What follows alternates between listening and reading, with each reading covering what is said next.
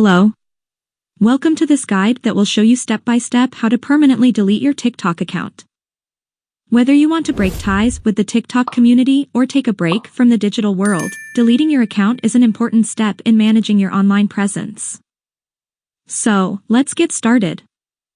First, enter your TikTok application. Click on your profile in the bottom right corner of the screen. Now click on the three horizontal lines in the upper right corner of the screen. Go to the Settings and Privacy option. Click on the Account option. Now click on Deactivate or Delete Account. Once you've done that, click on Delete Account Permanently. Now you can state the reason why you are deleting your account or click on the Skip option. In this part, if you want to download copies of your personal data that TikTok stores about your account before deleting your account, click on the Request Download option. Once you've finished that, click on the text above the Continue option, confirming that you've reviewed your data request and wish to continue deleting your account. Now click on Continue. Click on Continue again.